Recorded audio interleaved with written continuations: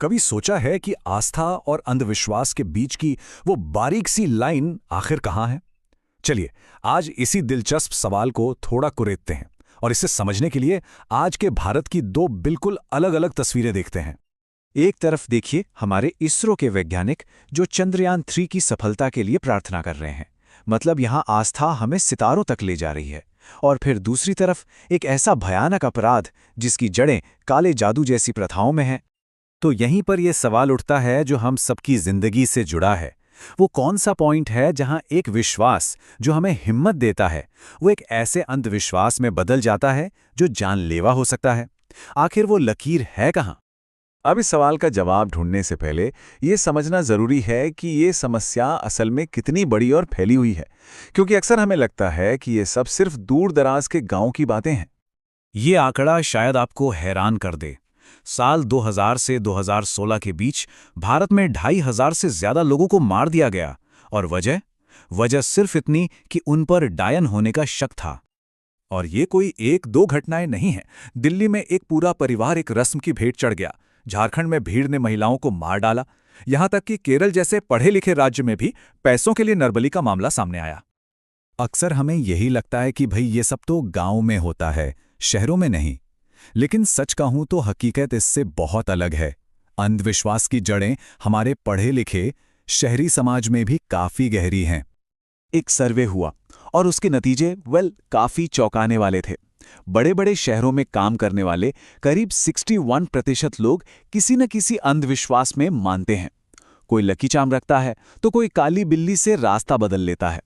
और मजे की बात तो यह है कि उनमें से लगभग आधे लोगों को लगता है कि इससे उनका काम बेहतर होता है। और बात सिर्फ आम लोगों की नहीं है। सबसे ज्यादा हैरान करने वाली बात तो यह है कि भारत के टॉप साइंटिफिक इंस्टीट्यूट्स के कई वैज्ञानिक भी ज्योतिष और बाबाओं की शक्तियों में यकीन रखते हैं। अब ये सोचने वाली बात है ना?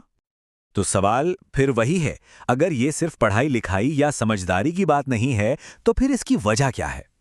इसका जवाब लॉजिक में नहीं बल्कि हमारे दिमाग के काम करने के तरीके में यानी साइकोलॉजी में छिपा है। जब भी हम किसी ऐसी सिचुएशन में होते हैं जहां कुछ भी पक्का नहीं होता, मतलब हाई अनसर्टेनिटी होती है, बहुत तनाव होता है, तो हमारा दिमाग बस एक चीज चाहता है, कंट्रोल। एक एहसास कि हमारे हाथ में कुछ तो है। और बस यहीं से अंधविश्वास का बीज पनपता है। इसे समझने के लिए एक बहुत ही मशहूर एक्सपेरिमेंट है। कुछ भूखे कबूतरों को एक बॉक्स में रखा गया और उन्हें हर 15 सेकंड में खाना दिया जाता था, चाहे वो कुछ भी करें।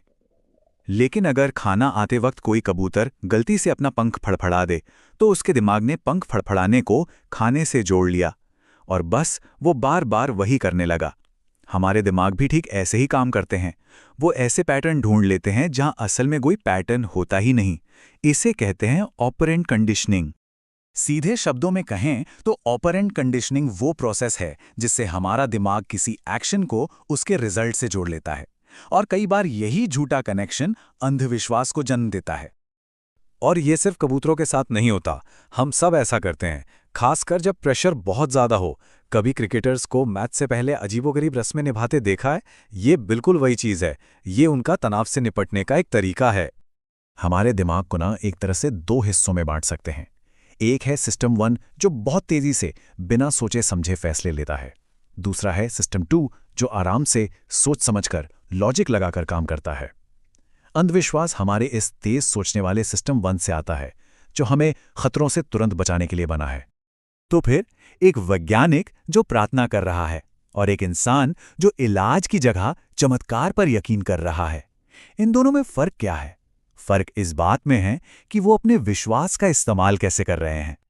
देखिए, जो लोग कामयाब होते हैं ना, वो इन चीजों का इस्तेमाल एक साइकोलॉजिकल सपोर्ट की तरह करते हैं ताकि मन शांत रहे, फोकस बना रहे। लेकिन आखिर में उनका भरोसा अपनी मेहनत, अपनी तैयारी और अपने साइंस पर ही होता है। लेकिन खतरा तब शुरू होता है जब विश्वास एक्शन की जगह ले लेता है। जब कोई ये कहने लगे कि हमें डॉक्टर की जरूरत नहीं, हम तो बस प्रार्थना से ठीक हो जाएंगे।